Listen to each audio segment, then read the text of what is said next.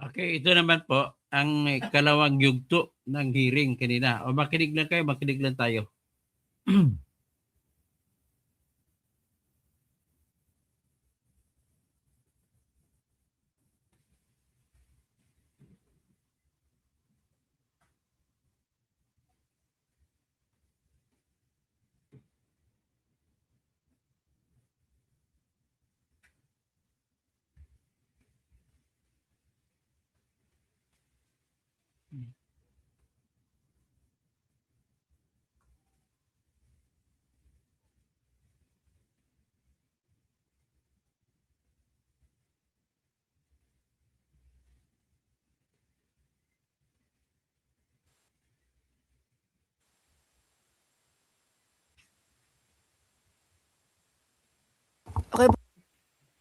Maintenant, je vais... I will now give the floor to the prosecutor. Please proceed please continue with your presentation. President, Your Honours. My name is Robin Croft and I will address two topics today. First, I will present on the contextual elements of crimes against humanity. And second, I will set out some of the prosecution's evidence on Mr. Duterte's individual criminal responsibility for the crimes alleged in this case. Turning first then to the contextual elements. Your Honours, the contextual elements of crimes against humanity are established in this case because, first, there was an attack against the civilian population in the Philippines.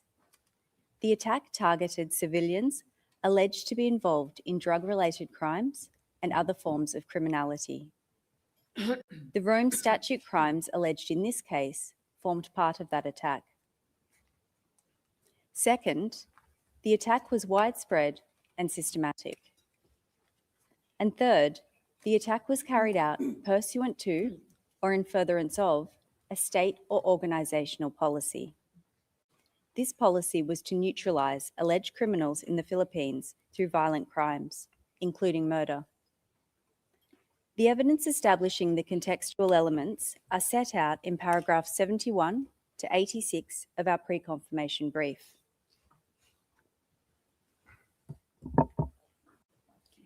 In relation to the requirement of an attack, our case is that from at least the 1st of November 2011 to the 16th of March 2019, the Davao Death Squad, or DDS, and/or the National Network carried out an attack which targeted civilians alleged to be criminals. Your Honours have heard from my colleagues how from 2011 until 2016, the attack was concentrated in Davao City.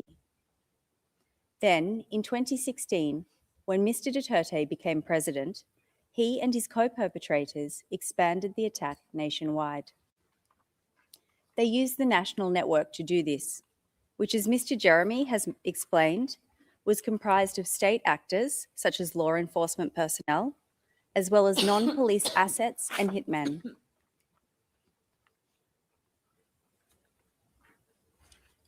Your Honours, the locations of the murders contained in counts 1 to 3 of our document containing the charges are indicated on the map on your screens. They include 76 murders, which themselves satisfy the threshold of multiple acts making up a course of conduct. However, as Mr. Nichols has noted, the crimes in count 1 to 3 are representative and emblematic of a larger killing campaign. And the prosecution relies on a range of evidence to establish that the attack was made up of thousands of killings and other violent crimes under Article 7.1. This evidence includes datasets and the statements of documentation actors, the evidence of insider witnesses, expert analysis, and the admissions of Philippine state agencies in their public reporting. I will take Your Honours through some of this evidence now. During Mr. Duterte's mayoral period, hundreds of civilians alleged to be criminals were killed in Davao City. On your screens is a chart with data on extrajudicial killings in Davao based on public reporting. The data is recorded at tab 116. It shows that between 2012 and 2015, there are at least 274 extrajudicial killings in Davao City. This data is corroborated by DDS insider witnesses. Several DDS witnesses say that they each killed hundreds of alleged criminals while with the DDS. Your Honours can see on this slide quotes from one DDS witness. They estimate that, I quote, between 1,500 and 2,000 people, end quote, are buried at Laud Quarry. The quarry was only one of several places that the DDS dumped bodies in and around Davao. That's at tab 37. This witness said that they personally killed hundreds of people. They described their job as the DDS as being, quote, just to kill small criminals, petty criminals. Out of the almost 300 people that I have killed, I never actually got to kill a drug lord, end quote. That's at tab 34. This witness's words make it clear that the target of the attack was people alleged to be criminals in Davao. Your Honours, another DDS witness who also killed hundreds of people said that the DDS targeted, I quote, suspected criminals in Davao City, including shabu users and pushers, end quote. That's at tab 58. Your Honours, as you have heard previously, Mr. Duterte has himself publicly admitted that he killed around 1,700 people while he was mayor of Davao City. I quote, they say I killed 700, they undercounted, around 1,700, end quote. That's at tabs 10, 10.1, 10.2. This evidence, the data collected by independent organisations, the statements of insiders on the hundreds of people that they have each killed, and Mr. Duterte's own admission of having killed 1,700 people while mayor of Davao, all show that the attack was widespread in the mayoral period. And the attack continued to be widespread after Mr. Duterte became president, when it expanded across the country. The victimisation expanded, with the hundreds killed during the mayoral period becoming thousands in the presidential period. Your Honours can see a map of the Philippines on the slide. The colours which will emerge show the locations and density of the killings in the anti-illegal drug campaign. Purple dots indicate an area with 1 to 10 killings, while yellow indicates 500 killings. This is how the killings progressed throughout the presidential period.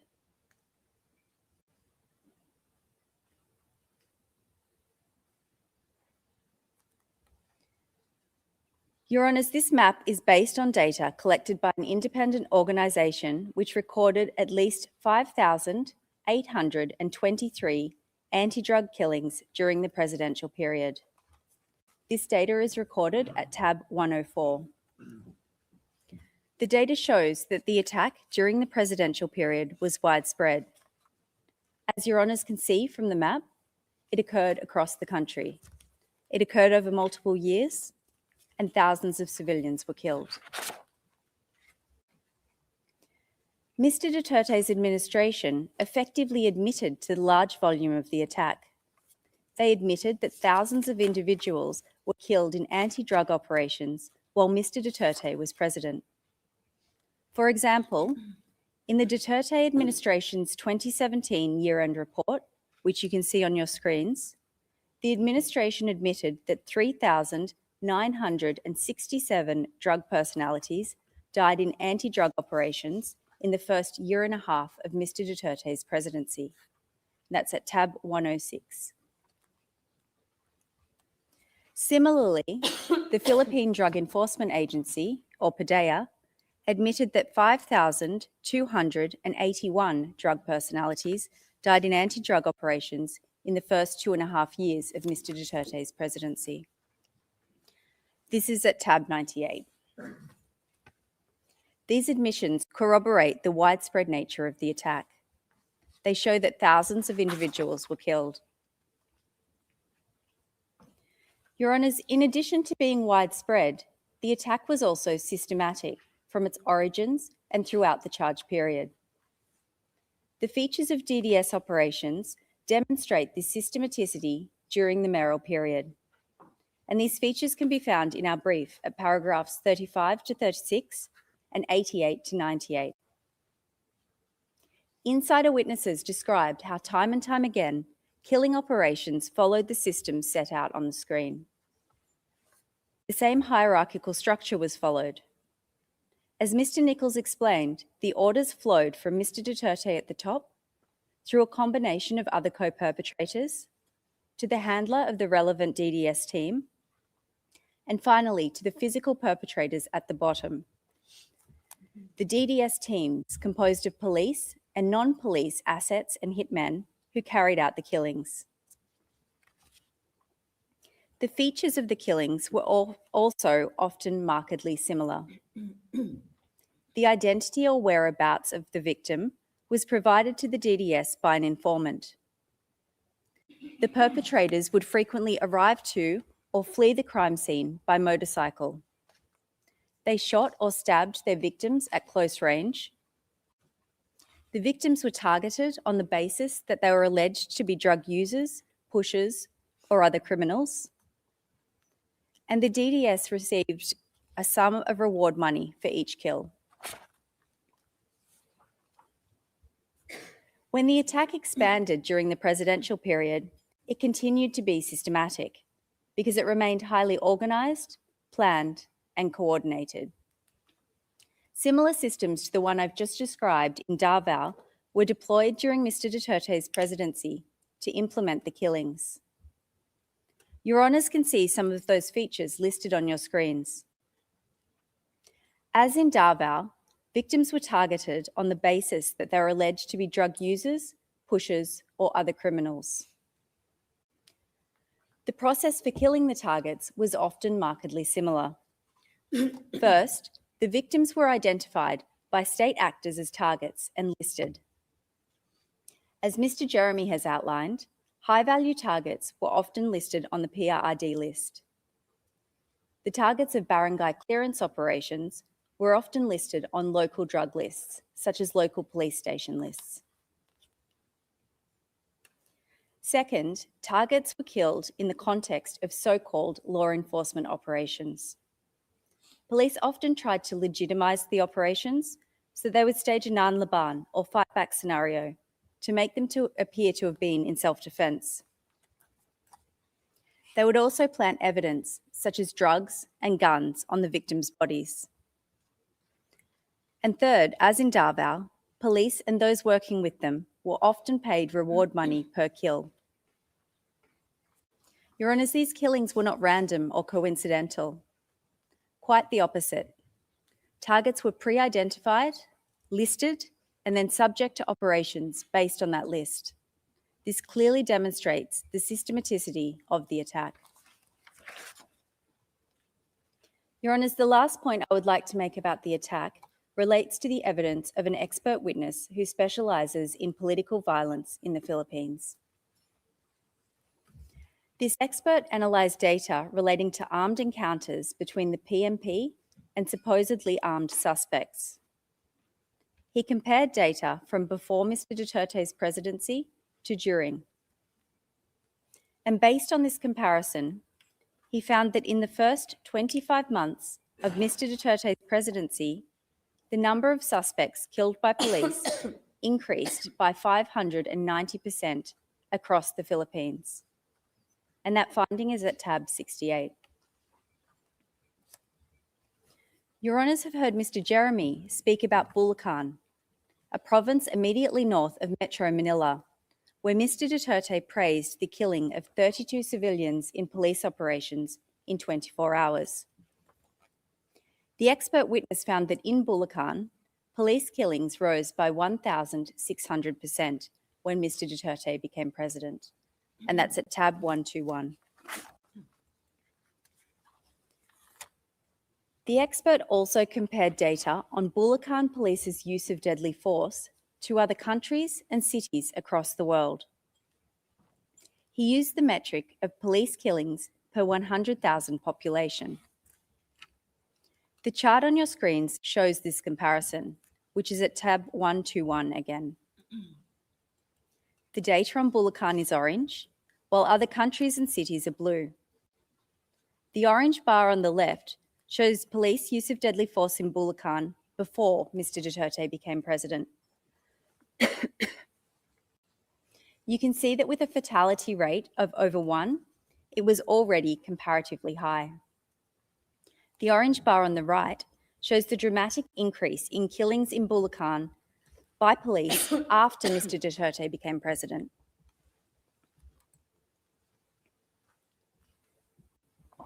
The expert concluded that, quote, "The only plausible explanation for such an extreme ratio is a widespread policy of extrajudicial executions," end quote.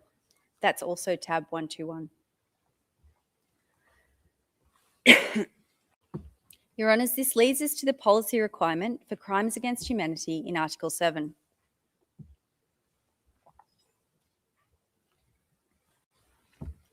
Your Honours, the attack in this case was carried out pursuant to a policy to neutralise alleged criminals through violent crimes, including murder. The policy was also known as the Davao Formula or model. Your Honours have heard about the origins of the policy in Davao City and how it was implemented by the local executive government. Mr. Nichols explained how Mr. Duterte, when Mayor of Davao City, established the Davao Death Squad to carry out the policy and kill criminals. The evidence establishing the state or organisational policy in this case is set out at paragraphs 77 to 84 of our brief. As the policy and the common plan were both to neutralise alleged criminals via violent crimes, there is some overlap between the evidence on each. I will set out some of that evidence now while discussing the policy, and then some later while discussing the common plan. The evidence includes Mr. Duterte's many public statements and speeches outlining the policy. It also includes the Command Memorandum Circular, which Mr. Jeremy mentioned earlier, witness accounts, speeches and statements by other co-perpetrators, the high level of coordination between state actors. Sorry, Your Honours. I will start with Mr. Duterte's own speeches.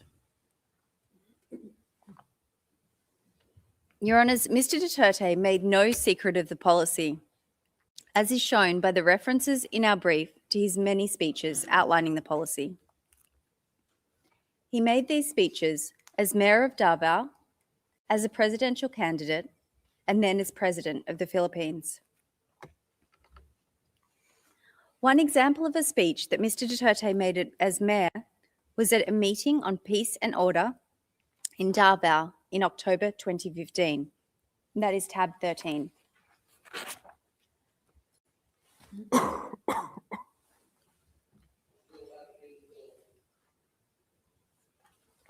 Thank you.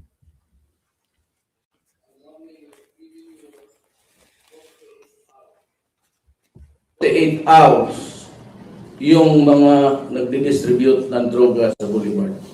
Giving you 48 hours. Pag nakita ko kayo, papatayin ko kayo dito. These are Mr. Duterte's own words.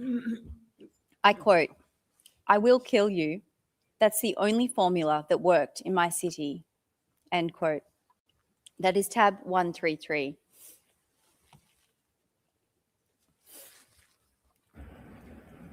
Prangka-prangkahan talaga. I will kill you. Kayong na mayor ako ngayon, presidente, yun din ang, that's the only formula that worked in my city.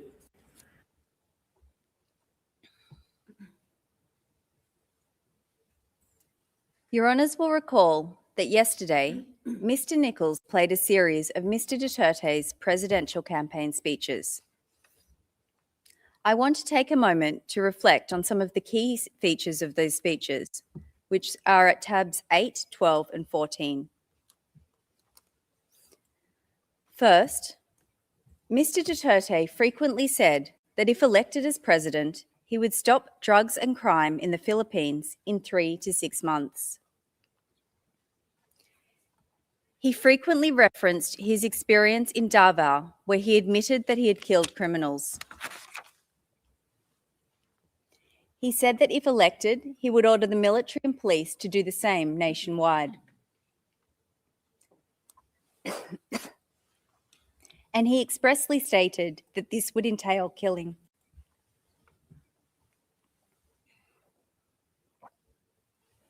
Your Honours, Mr. Duterte's speeches make it clear that there was a policy to neutralise alleged criminals by violent means, including murder. And Mr. Duterte was not the only member of the Common Plan who disseminated the policy through public speeches and statements. In this video at tab 9, co-perpetrator Mr. De La Rosa addresses a crowd of self-confessed drug addicts in Bacolod City and urges them to kill drug lords and burn their houses. But on Thursday, National Police Chief Ronald De La Rosa's rhetorics were far from toned down, as he told hundreds of self-confessed drug users and pushers in Bacolod City to kill drug lords.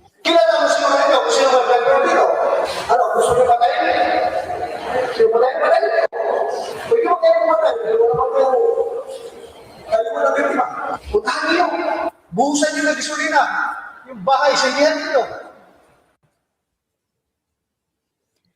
Mr. De La Rosa made this speech on the 25th of August, 2016.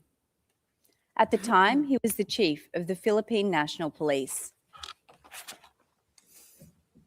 Your Honours, the existence of the policy is also shown by the police directive which Mr. Jeremy spoke about earlier, Command Memorandum Circular number 16 of 2016. This is at tab 112. As Your Honours have heard, the day after Mr. Duterte became president, he appointed his longtime friend and colleague from Davao, his co-perpetrator, Mr. Ronald De La Rosa, as chief of the Philippine National Police.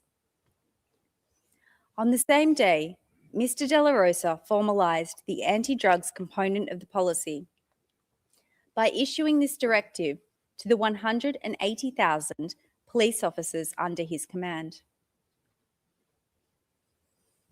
The circular directed police to pursue the neutralisation of illegal drug personalities. As Mr. Jeremy has outlined, the evidence shows that within law enforcement, neutralise meant and was understood as meaning to kill. Your Honours, the Command Memorandum Circular shows there was a policy to neutralise through violent crimes such as murder.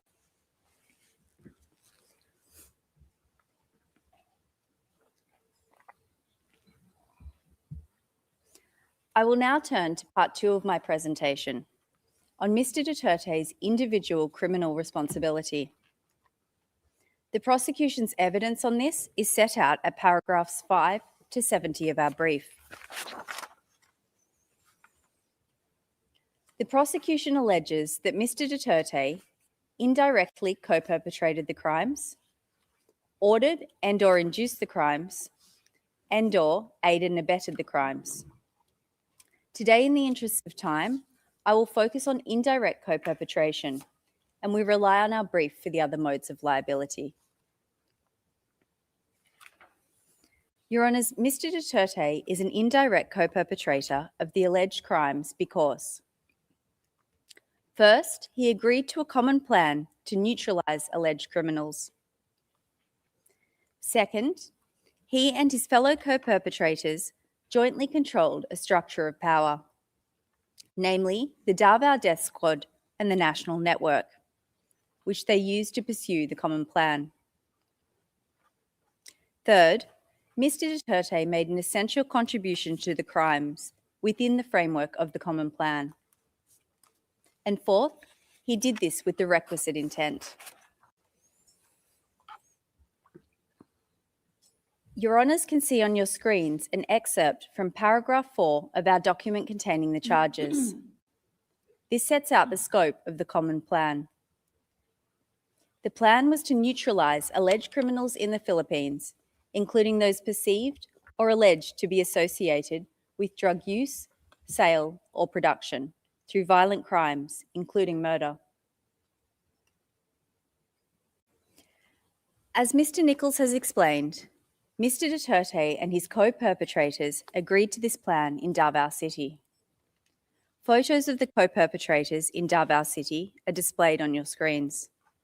They're a combination of trusted police officers, an individual from Mr. Duterte's mayoral office, an officer from the National Bureau of Investigation in Davao Region, and a lawyer who acted on behalf of certain members of the Davao Death Squad.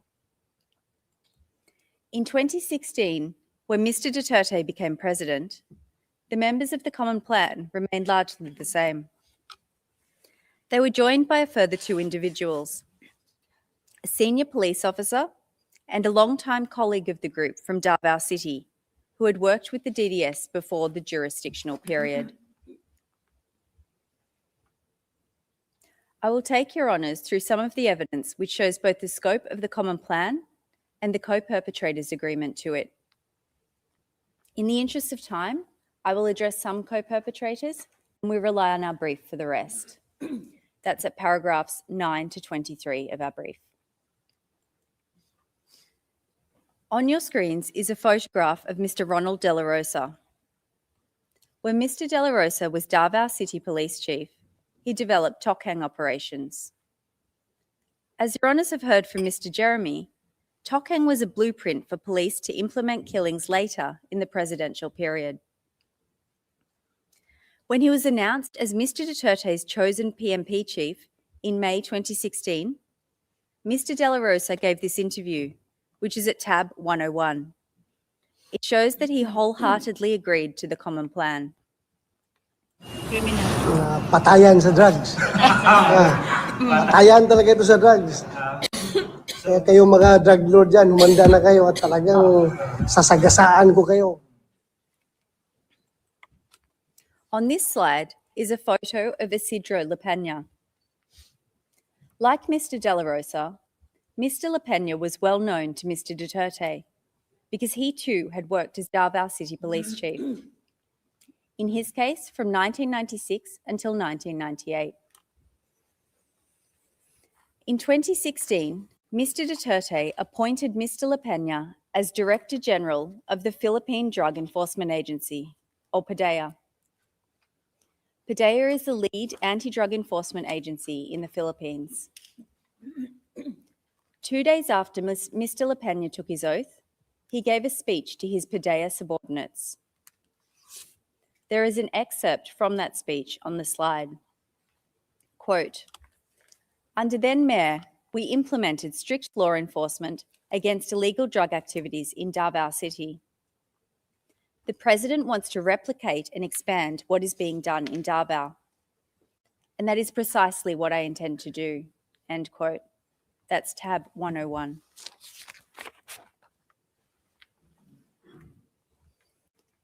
Also like Mr. De La Rosa, Vicente Danao was Davao City Police Chief during the mayoral period, in his case from 2013 to 2016. In November 2018, he was appointed Police Chief of Manila Police District, and he told reporters, quote, "If I discover anyone involved in drugs, especially those who distribute or just throw them around, son of a bitch, I will go after you, goddamn. I will kill you. Blatantly, I am saying that. Sons of bitches." End quote. That's tab 96. When Mr. Duterte became president, he appointed Vitaliano Aguirre II as Secretary of Justice. Mr. Aguirre has also publicly acknowledged the common plan and his agreement to it as a member of Mr. Duterte's administration. Well, which do you want? We build first. We build the prison facilities first, or do we go against these people? Choose. If you're in the Philippines, we will choose to kill these drug lords. Quote, in the Philippines, we will choose to kill these drug lords, end quote. That's tab 125. Your Honours, these speeches of co-perpetrators show both the scope of the common plan and those co-perpetrators' agreement to it.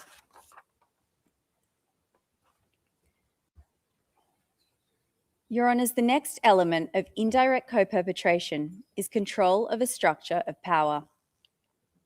In the mayoral period, Mr. Duterte and his co-perpetrators controlled the DDS, which they used to pursue the common plan.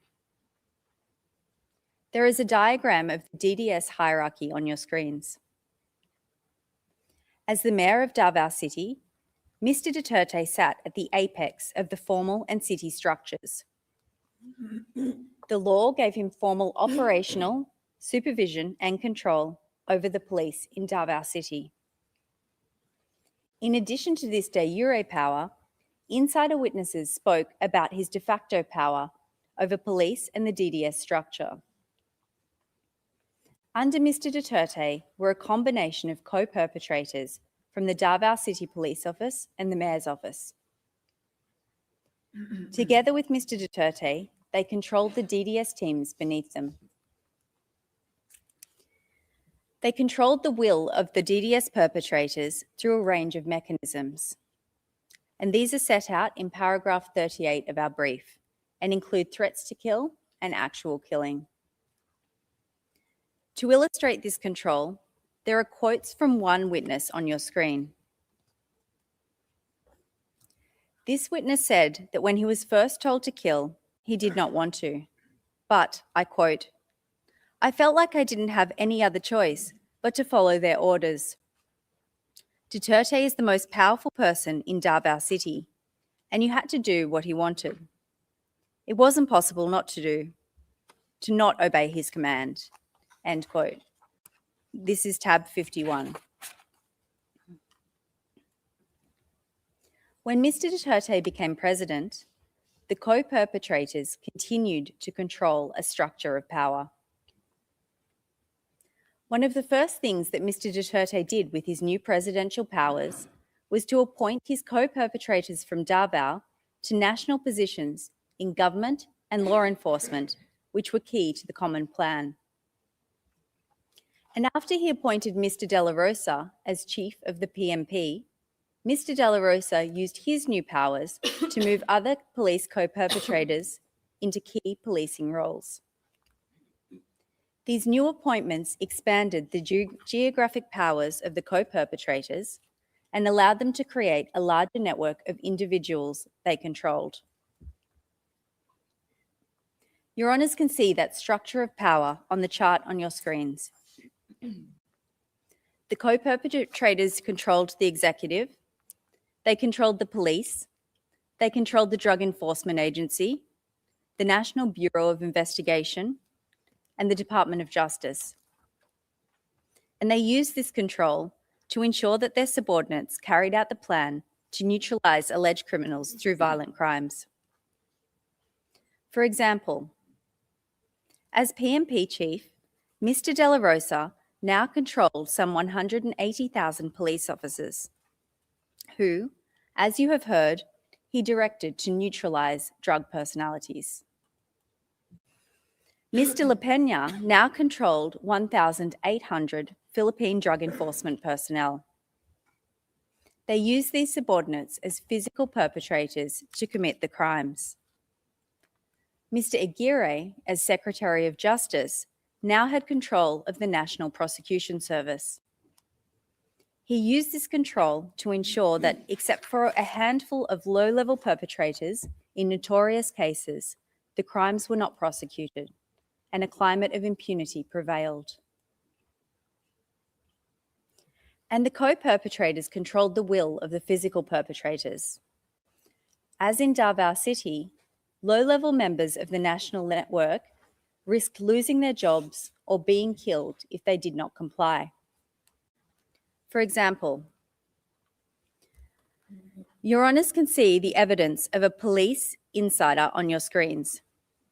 He said that if his boss did not kill enough people during police operations, he would lose his post and be replaced. I quote, "We were told that there should be 5 to 10 deaths per month. The regional director called him and told him that if there were no deaths or no recorded killings, then he would be relieved of his duty." End quote. That's tab 124. Now on your screens is the evidence of an individual who police suspected of involvement in drugs. He surrendered to police to avoid being killed. The police held his status as an alleged drug pusher against him and recruited him as an asset. They made him kill other civilians who were alleged to be involved with drugs. He said, quote, "I surrendered myself to them. I knew that they wanted to kill me, so I became an asset of theirs." End quote. That's at tab 22.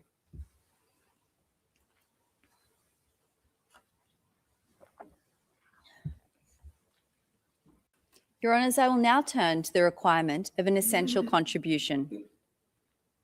Mr. Duterte made an essential contribution to the crimes within the framework of the Common Plan. And the prosecution has set out 10 of Mr. Duterte's contributions in our brief at paragraphs 44 to 58. Many of these have been discussed in the prosecution's presentations. For example, Mr. Nichols spoke about how Mr. Duterte designed and disseminated the policy in this case, which is point A on the slide. He also spoke about point B, how Mr. Duterte established and oversaw the DDS. I have just addressed point E, on the appointment of key personnel to positions which were crucial to the execution of the crimes.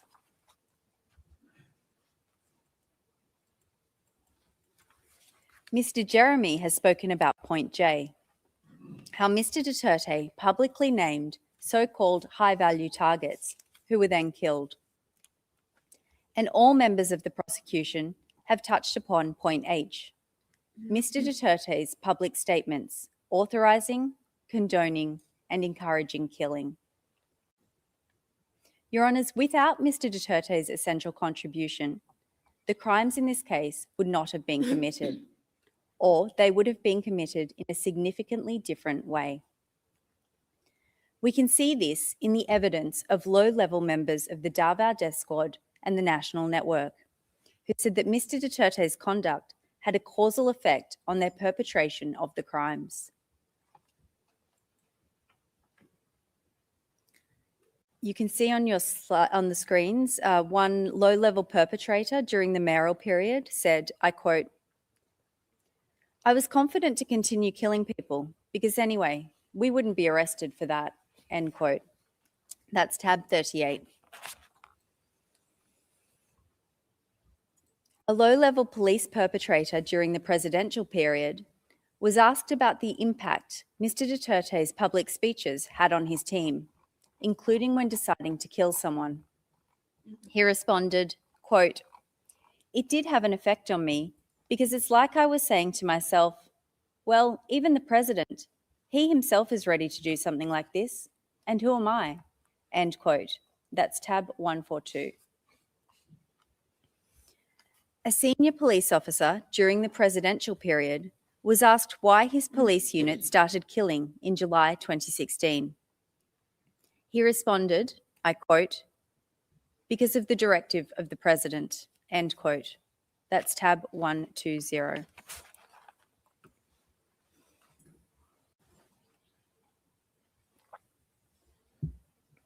Your Honours, from everything you have heard over the past 2 days, there can be no doubt about Mr. Duterte's knowledge and intent. Mr. Duterte meant to engage in the conduct that has been charged in this case. He intended that the crimes would be committed, and he was aware that they would be committed as a result of implementing the Common Plan. Mr. Duterte knew about the fundamental features of the Davao Death Squad and the National Network that enabled the co-perpetrators to control the physical perpetrators. And he was aware of the factual circumstances that enabled the co-perpetrators to control the crimes. Mr. Duterte knew because he himself established the DDS to kill people. He repeatedly broadcast his intention to implement the common plan nationally if elected president. He made it clear that this would involve killing. Once he was president, he moved his trusted co-perpetrators from Davao into key national positions. And as the number of killings rose, Mr. Duterte persisted with the common plan. He praised the 32 killings in a one-time big-time operation in Bulacan. He publicly named so-called high-value targets. He promised to protect police. And as Your Honours have heard, Mr. Duterte has admitted to many of these things. Your Honours, I will conclude my presentation by recalling two items. The first is Mr. Duterte's presidential campaign promise that he would stop drugs and crime in the Philippines within 3 to 6 months. And the second is the spread of killings during the first 6 months of Mr. Duterte's presidency. I promise you, hindi naman believe yung ibang tao. Sabi ko, I would stop drugs and crime, criminality in 3 to 6 months. That concludes the prosecution's submissions on the merits. Thank you, Your Honours. Ay, yan na ba yan? Josh Motach. Thank you very much.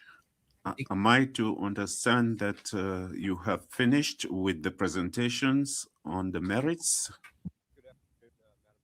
Honors, yes, that is correct. Parce que You know that you still have some time, right? Yes, but we've hopefully been efficient and we have finished now. Thank you. mais donc maintenant, je donne. Now, I'll give the floor to the legal representatives of the victims for their submissions on the merits. You have the floor. Thank you, Madam President. Our presentation shall be in 2 parts. I will start with my presentation, and my colleague Andres will conclude later on. And just to be sure, I have 30 minutes. Is that correct? Answer correct.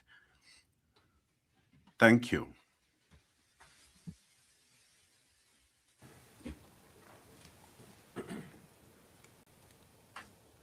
Yung si Maceda, Attorney Maceda. Baba. Madam President, Your Honors, we speak today on behalf of thousands of victims and surviving families who suffer immeasurable harm under the so-called anti-drug campaign conducted during the administration of a suspect, former President Rodrigo Roa Duterte. We speak for families who cannot be here, mothers who buried their sons, children who lost their parents, the spouses who now raise families alone, and communities that have lived for years under fear and silence and that continue to bear the consequences of violence that swept through their neighborhoods like a storm. These victims appear today before you not as mere statistics or distant figures or images in report as pictured yesterday by the defense, but as human beings whose rights under the Rome Statute have been violated in the most profound ways. These proceedings relate to what has been labeled the Duterte's war on drugs and Duterte's bloody war on drugs. However, the campaign, as I will refer to it during my presentation, was less about combating the drug trade itself and more about policing poverty and social inequality.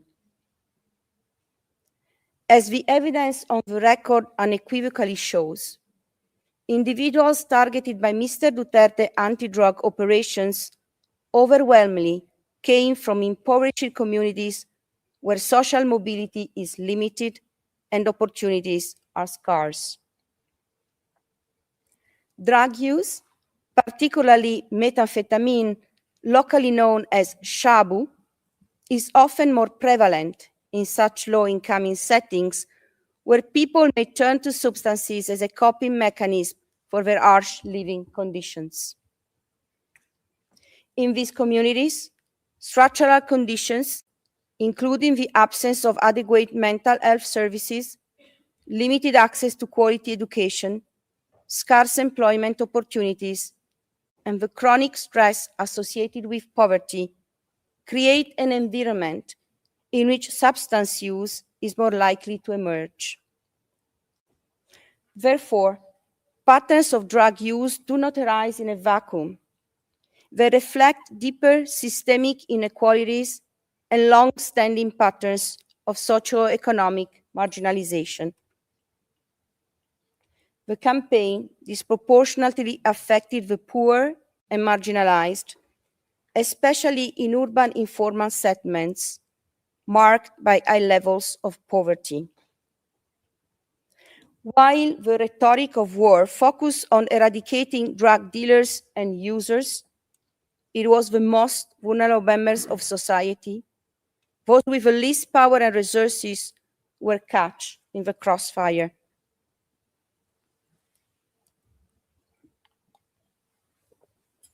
A significant number of the ones killed had little or no criminal history and were often accused of minor drug-related conduct or perceived drug use by the authorities.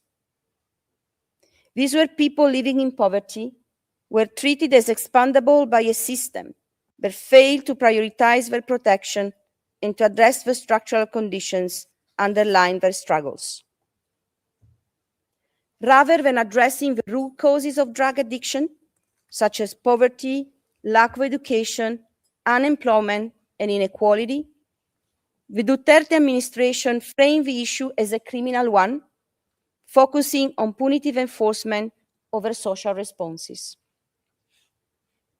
Mr. Duterte's response was a selective, violent crackdown of the most vulnerable, recasting conditions of marginalizations as grounds for criminal targeting, rather as manifestations of social injustice.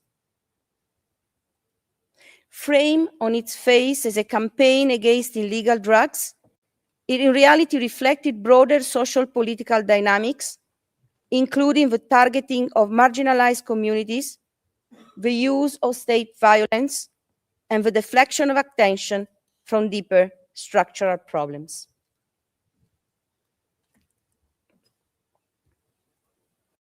Mr. Duterte is charged under Article 7(1)(a) of the Rome Statute with the crimes against humanity of murder and attempted murder allegedly committed between 1st November 2011 and 16 March 2019 in or around Davao City during the period in which he was mayor of the town, and across the Republic of the Philippines during his term as president of the country.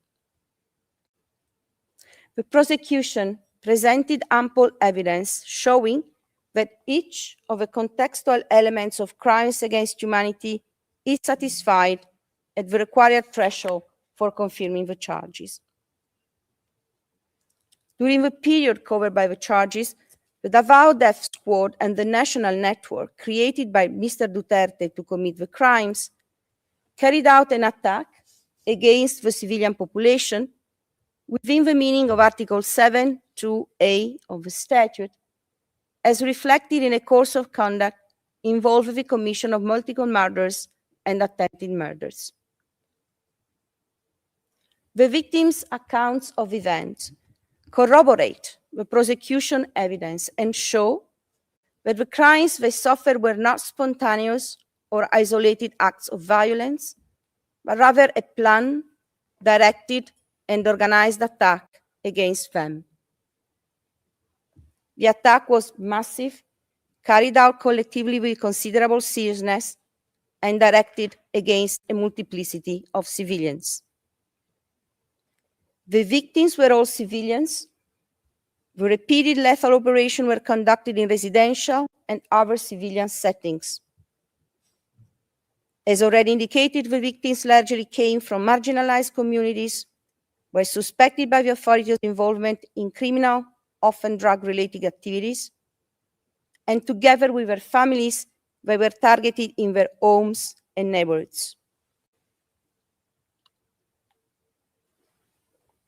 The attack was widespread and systematic, and we refer, Your Honor, to Annex D and E of the prosecution pre-trial brief.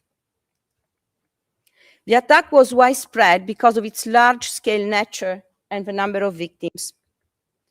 In this regard, the number of victims affected by the events within the charges is one of the most relevant factors to be taken into consideration for the purpose of determining under the chapeau of Article 7.1 of the statute whether the attack was widespread or systematic. The broad geographical spread of the victimization, combined with a significant number of victims, confirm the wide scope of the attack. As the prosecution has made clear yesterday and today, the instances of murders and attempted murders in the document containing the charges and in the pre-trial brief are simply illustrative of a much broader pattern of victimization. In fact, the actual scale of victimization extends well beyond the 49 incidents affecting 78 victims presented by the prosecution. The prosecution itself referred to thousands of civilians murdered. And we recall here the content of paragraph 73 of the prosecution pre-trial brief, as well as the remarks by Ms. Croft just 15-20 minutes ago. As reported by Human Rights Watch in a report published on 2022, since 2016, the Philippine police have admitted its involvement in the death of more than 6,200 people in drug raids across the country. In a 2020 report, the United Nations Office of the High Commissioner for Human Rights reported 8,663 deaths occurred in the drug war. The Human Rights Commission of the Philippines and domestic human rights group report death tolls that are 2 to 3 times higher than the UN figure.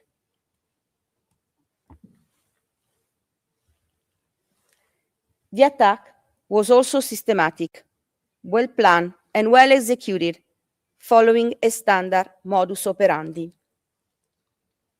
In many cases, it began with an individual receiving a visit or a phone call from an official from the local barangay, informing them that they were on a drug watch list drawn up by barangay officials and the police.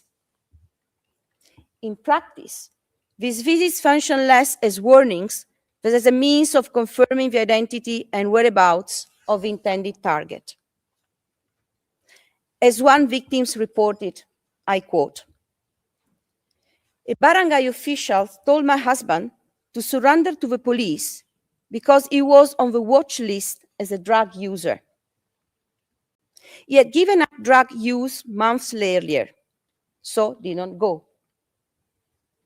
2 weeks later, 3 armed masked men wearing bulletproof vests arrived at our home in Manila and handcuffed him. I could hear my husband begging for his life from outside the room. We were crying, and the other armed men threatened to kill us as well. Moments later, my husband was shot dead." End of quote.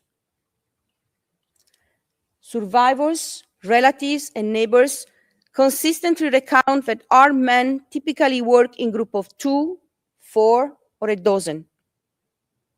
They wore either police uniform or civilian clothes, often all black, with their face concealed by balaclava-style headgear, masks, baseball caps, or helmets. They carried handguns. As one victim explained, and I quote, "On 6 June 2017, at about 9:45 in the evening, I was at home with my husband, and our children were sleeping upstairs. 4 unidentified men wearing helmets and bonnets arrived at home looking for my husband. They broke down the front door.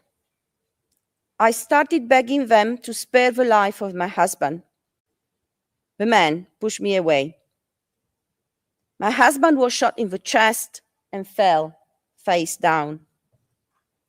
While lying face down, he was shot 5 more times in the nape and head. The children woke up terrified because of the gunshots." End of quote. Attackers frequently travel by motorcycle, typically with 2 individuals on a single bike. Often a van, invariably white or black, and at times bearing markings associated with police vehicles was also present. They banged on doors and barged into rooms. The attackers did not identify themselves or provide warrants. Family members report hearing beatings and their loved ones begging for their lives. And I quote again from the recollection of one of the victims. "5 masked armed men broke into our house in Bulacan province where my father was playing cards. We could see him kneeling in a surrendering position. The men grabbed him and slammed him into a concrete wall several times, and then just they throw him outside. We saw the shooting. We were just there. My father's face was bleeding from being hit, and he was begging them for mercy when he was shot." End of quote. Another victim explained, quote, "My father collapsed to the floor but still tried to move, begging for his life. Yet the man continued shooting him. I couldn't count how many times I was so afraid. We also heard successive gunshots from outside. Later, we found that also 2 of our neighbors were killed." End of quote. The shooting could happen immediately, behind closed doors or in the street, or the victims would be taken away by the gunman only for shots to be heard minutes later and the body to be discovered by local residents. At times, bodies were dumped elsewhere, sometimes with hands tied or heads wrapped in plastic. Relatives typically found them after being alerted by policemen or by the neighbors.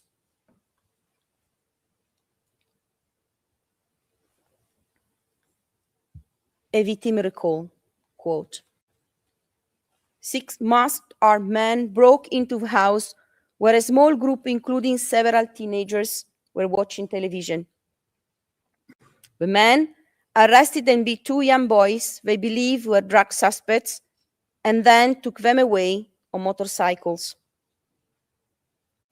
A half hour later, after hearing from a uniformed policeman, we, referring to the relatives, rushed to a nearby bridge to find their bodies, both with gunshot wounds to the head, their hands tied with cloth.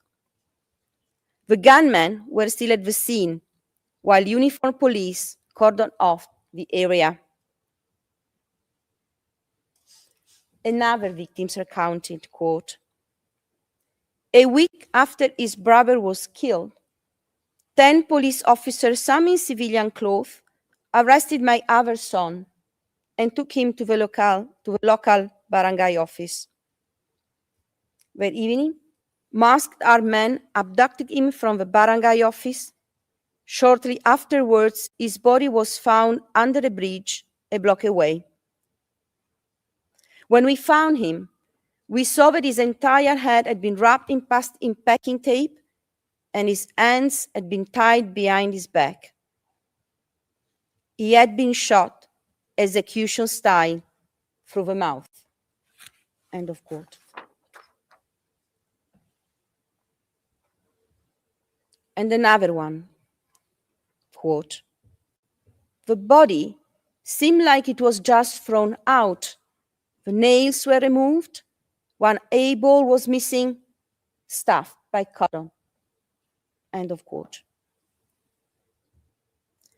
Relatives and witnesses often saw uniformed police in the immediate surroundings of the incident securing the perimeter.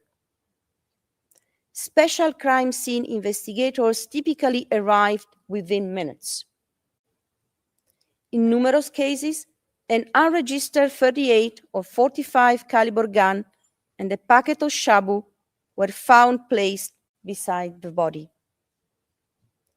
And instead of fleeing from the police, the gunman would mingle with them. As one of the victims described, I quote, "On 7 June 2018 in the morning, I was at home where I saw my son coming back from his work on the opposite side of the street. Suddenly, I saw 8 policemen, 3 in uniform and 3 in civilian clothes. 2 of them crossed the street. They took my son and banged his head against the wall. They accused him of selling shabu. He denied. He was then taken to the door of the house. He was shouting, 'Mama, help me!' I took a piece of wood and hit one policeman. Suddenly, one policeman pointed the gun against my son. He shot twice, at the head and at the chest. While in shock, I saw one police officer placing 4 packets of shabu and a gun around the body of my son." End of quote. The same account of another victim who simply recalled, "After the shooting of my son, who was only 19, uniformed police showed me his body in the house and a 45 caliber handgun next to his body. I told them that my son could not afford and did not possess a gun and therefore could not possibly have attempted to shoot at the police. I said he cannot even pay the rent. His sister paid the rent for him." End of quote. On occasions, victims were still alive when found by the relatives and taken to the hospital, where they later succumbed to their injuries.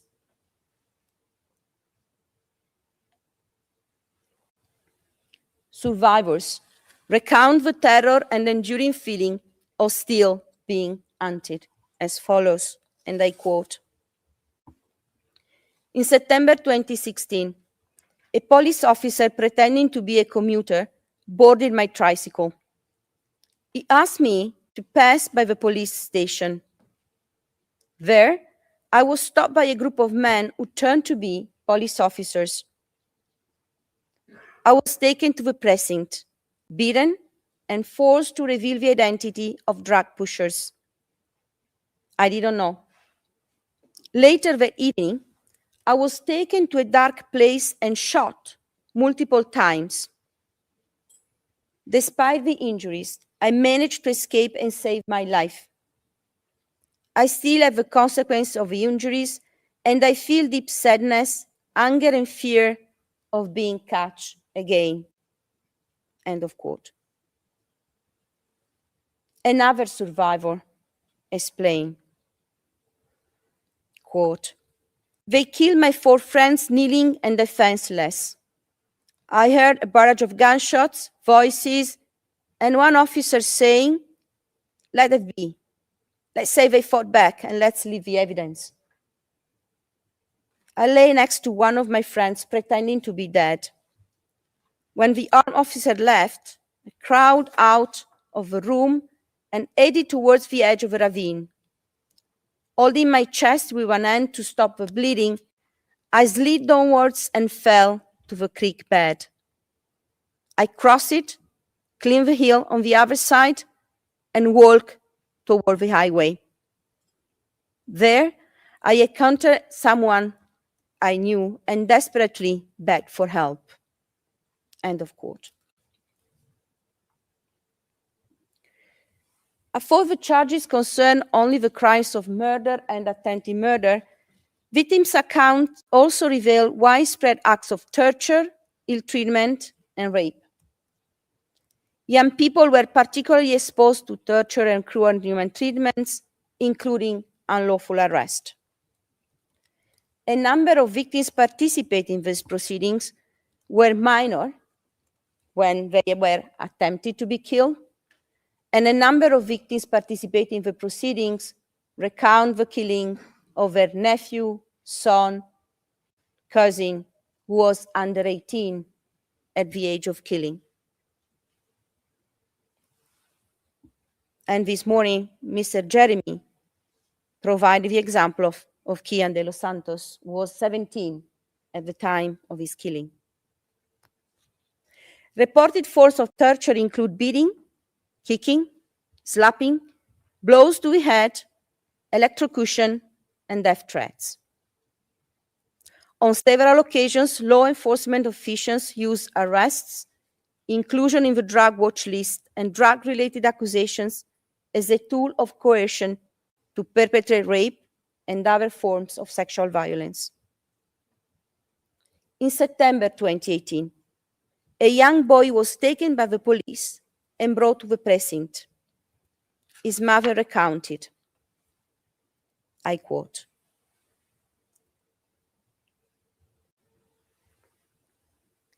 "At the precinct, he was repeatedly coerced into confessing a crime he was accused of. If you don't admit, your life will be the price," they threatened him. When he refused to confess, he was beaten with a gun and electrocuted. On the night of 16 September 2018, between 9 and 10, I received a phone call from my cousin urging me to go in a certain location in Manila. What I saw was a nightmare. My son had been discarded like an animal, his lifeless body lying on the boulevard, abandoned like a fish by the roadside. I rushed to the scene, but I was blocked by the police. I was not even allowed to touch or embrace my son's body. Even in death, my son was not treated with dignity. It was like they just threw my son out like a pig.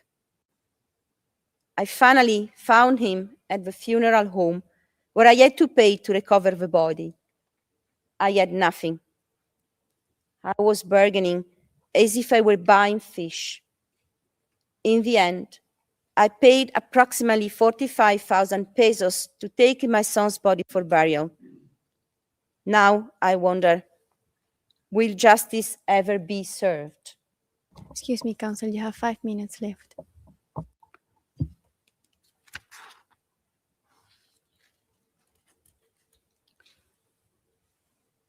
Official police reports of these incidents invariably invoked self-defense to justify the killings, despite eyewitness accounts that portray the killings as cold-blooded murders of unarmed individuals. To bolster their claims, the police routinely planted guns, spent ammunition, and drug packets beside the bodies.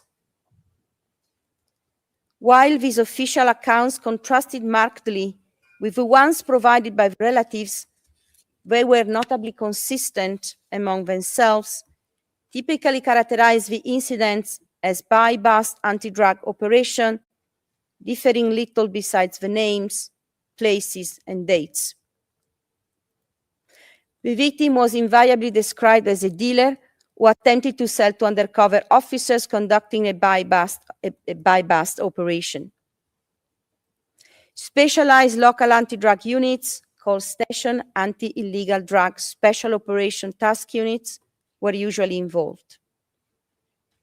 According to the reports, the victim, after being put under arrest, often uncuffed, allegedly pulled out a weapon and sought to shoot the police. In every case, the victim was killed, and none of the arresting officers were armed. In most cases, the police reporting having found shabu on or near the victim's corpse, and sometimes a gun. Often, after the killing, the bodies of the victims were brought directly to the funeral parlors. Families then had to start their calvary to find the body of their loved ones, and they had to pay high fees to retrieve the bodies. R/50082/25 had to sell the house to be able to pay for her brother's funeral and burial. Sometimes the bodies were instead left on the street or thrown into the water in a plastic bag. I believe it's a good time to stop for the flow of the speech. Thank you very much, Your Honor. Merci beaucoup, Maître. Thank you very much, Ms. Masida. The hearing is now suspended and we shall resume at 2 p.m. Thank you very much. O yan, ang second stage ng hearing, natapos ng presentasyon si Attorney Masida, yung babae ng presenta ng huli. Ang siya po at saka si Attorney Gilbert Andres, si Attorney Joel Butoyan ay mga abogado po ng mga biktima. Ang kanyang presentasyon, nagkwento po siya sa mga tao na namatay. Sa mga biktima na namatay, yan ang kanyang tasking. So, ibig sabihin, wala ka naman nakita doon na connection kay Digong Duterte, maliban na lang na si Digong ang presidente. Tapos, ang nakalagay doon na pwede mo sabihin yung mga pulis talaga pumatay noon. So, pangalawang issue naman, kung ang connection ng pulis ba kay Digong meron ba? Yun ang sunod na tanong. Until now, wala pa tayong nakita. Because of that use of the word neutralize, yun yung nag-allow. Yung policy. So wala pa tayong nakita na ebidensya na magsasabi na si Digong ay may kinalaman. So ibig sabihin, lahat po ngayon ay in doubt. So kung may doubt, remember, kung may doubt, ay mananalo si Digong. At tandaan po natin, maawa na lang tayo sa mga biktima. Ako naawa po, sobra akong awa. So Jerica Lonstedt, wala po tayong magagawa dyan. Hindi po natin pwedeng ikulong ang tao na wala tayong ebidensya. Very clear, wala pong ebidensya. Kahit yung kanina yung nauna, na they were trying to present massive killing. Massive and systematic killing. If you think about massive and systematic killing, you are looking at or seeing the event of millions or hundreds of thousands of people killed. So ngayon, paano mapapatunayan? It adds to their doubt, the big doubt. Ang pinakita nyo lang ay 73 killings. Hindi po representative ng ano yan. It does not represent the massiveness and the number, the massiveness and the system of killing with only a very few people. So, pangalawa, pwede lang patunayan ng mga pulis. Ando na, kahit ako naniwala ako mga pulis ang gumawa nun. Maliban sa ibang pinatay ay ginawa rin ng mga kapwa nila, mga adik na may yung tinatawag kasi na labanan ng mga pariho kapwa kapwa mga sindikato. Ngayon, come to think of it also, marami din ako na kuha na mga totoong pangyayari at natunghayan natin sa mga balita nung bago pa lang pumasok si Digong, bago pa lang siya manumpa bilang presidente noong June 30, 2016, marami na pong namatay. So sino nagpapatay nun? Si Duterte? Hindi pa naman siya presidente nun. Si Noynoy Aquino pa naman na presidente nun. So what I know is kung bakit ko kinikwento ito, Marami pong mga sindikatong pulis sa panahon pa ni Noynoy, panahon ni Erap, panahon ni Gloria Macapagal Arroyo, panahon pa ni Ramos, panahon ni Cory Aquino. Marami po talagang mga pulis na sindikato. At ang sindikato nila noon ay kumikita sila dyan. So sila rin nagpapatakbo ng mga snatcher, may mga killer din sila miniminti na hard killer, sa mga droga, sa mga sugal, lahat po, name it, ang lahat ng klaseng illegal sa Pilipinas ay mga pulis lamang po ang may control. Ngayon, pagpasok ni Digong, marami na pong namatay.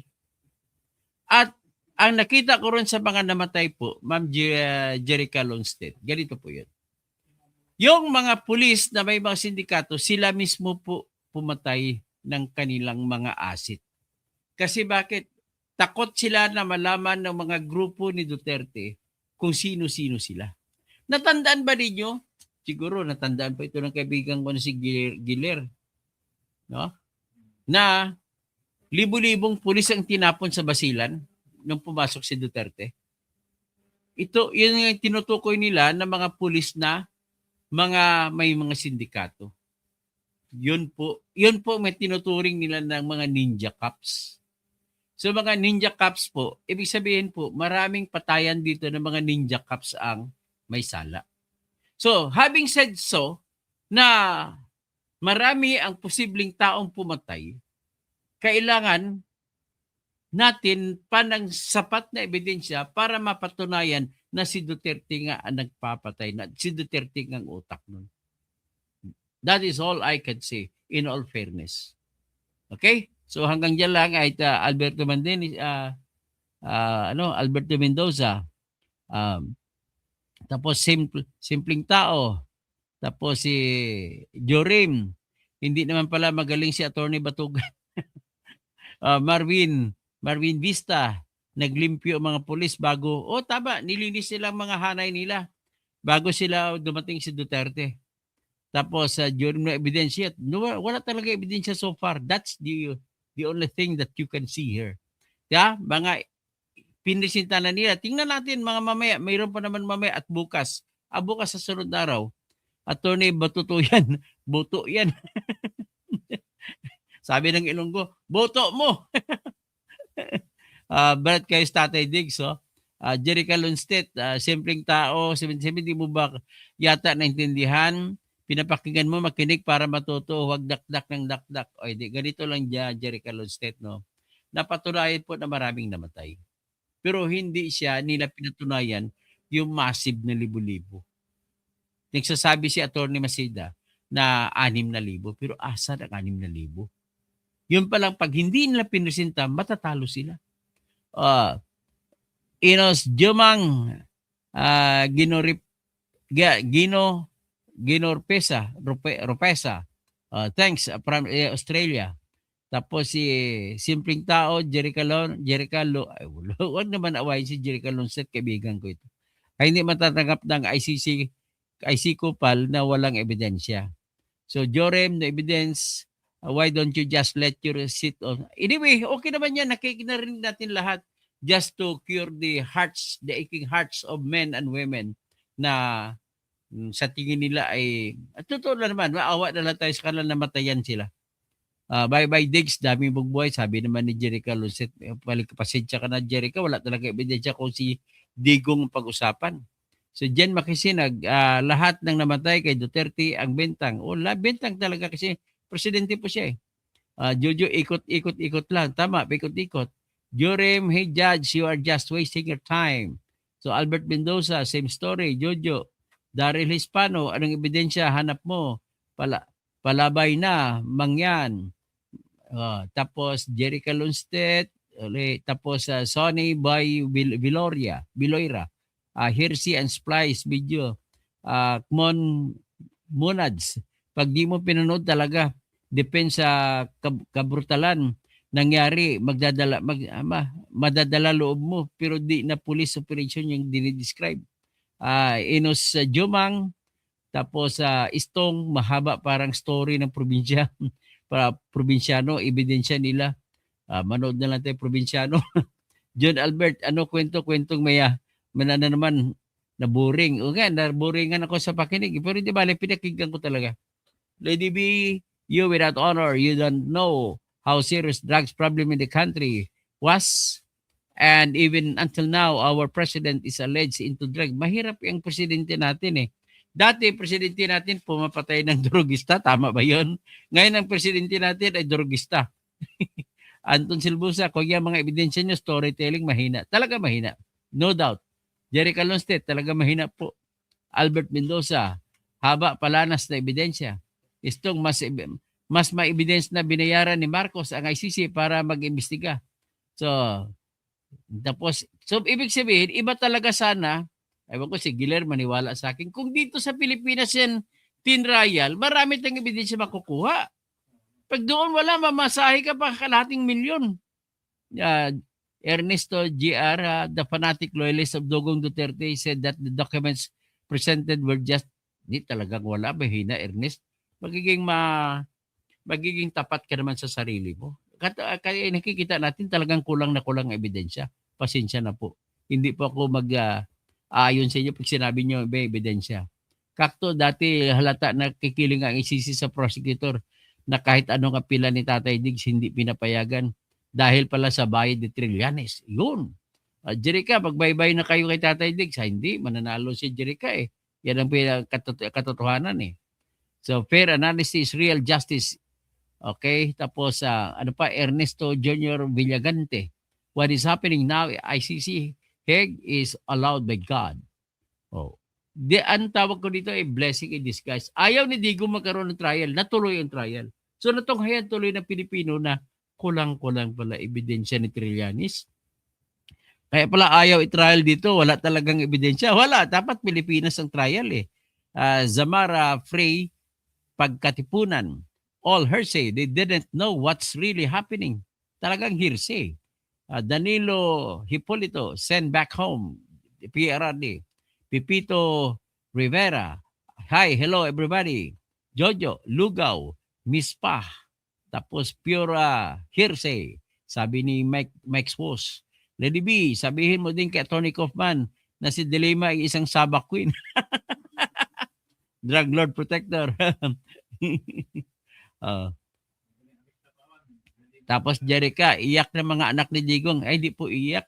Natutuwa nga po, mapalakpak ka po Jerica eh. Yan ang problema eh. Ulok mo, sabi niya, what the fact, for example, facts of concrete evidence, ipakita nyo, puro hearsay and claims.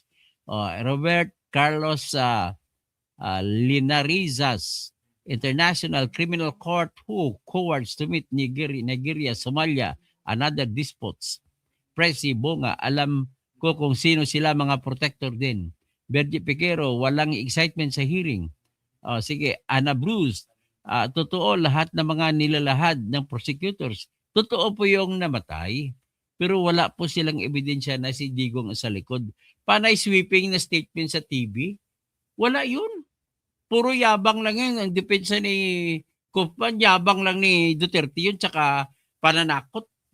Uy, hindi naman krimen yun. Si Juan Republic, ano ito, high school assignment, high school demonstration. Jojo, nakatawa ka Saba. Bergie Piquero, ulok mo. Sino pa? Si Teacher's Pet TV. Tapos, Bergie Piquero, ngayon doon na sa amin, pag bumili ka ng ulam, free shabu sa ilalim ng bowl. Grabe. Ulok mo, wala talagang concrete evidence, mahina. Tapos, Borja, isa lang masasabi ko, maraming nagbago sa panahon ni Tatay Digong Duterte. Bergie Piquero, Rich Country, Islam, ICC.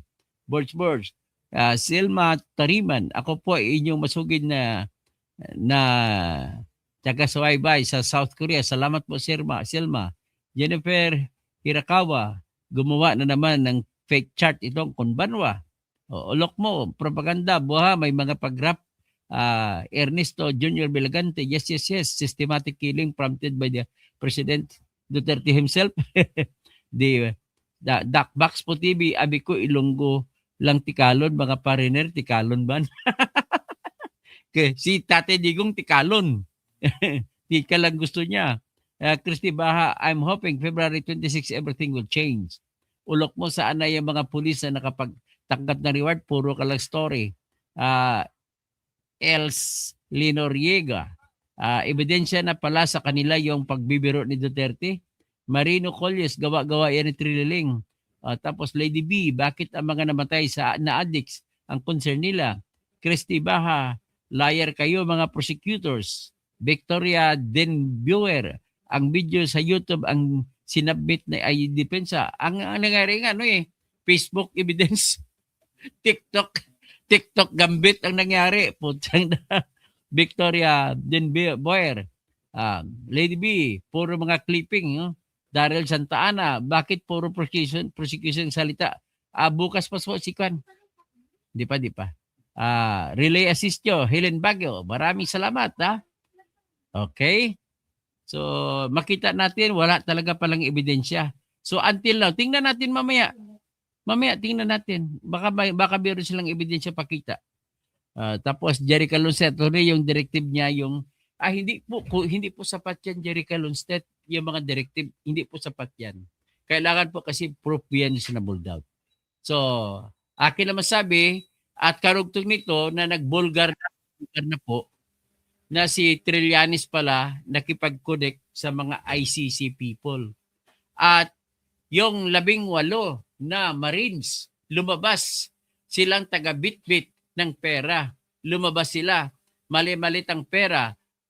Mula sa perang mali-malita na yon ay pinagpalit nila sa dolyar, ginawang $2 million at binigay sa mga ICC people ni Trillanes. So that is the evidence. Yan. So alam na natin, kahit kulang-kulang ebidensya, pinagpipilit nila.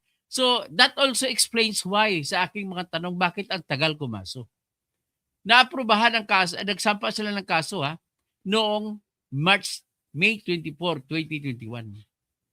Tapos ang tagal, wala silang sinampang, hindi gumagalaw ang kaso. Tapos nagsampa February 10, 2025 na. Ibig sabihin doon na kasi pumasok na, kasi yung December 23, 2023, at December 2023, ay nandito pala sa Pilipinas, binigyan ng pera ang mga ICC people. Sus! Trillanes, malaking sagutin to. You have to account. Pera ng bayan, binigay mo $2 million, binigay mo doon sa mga tarantado, mga corrupt na mga ICC investigators. Grabe. Sige, susunod tayo. Ulitin natin.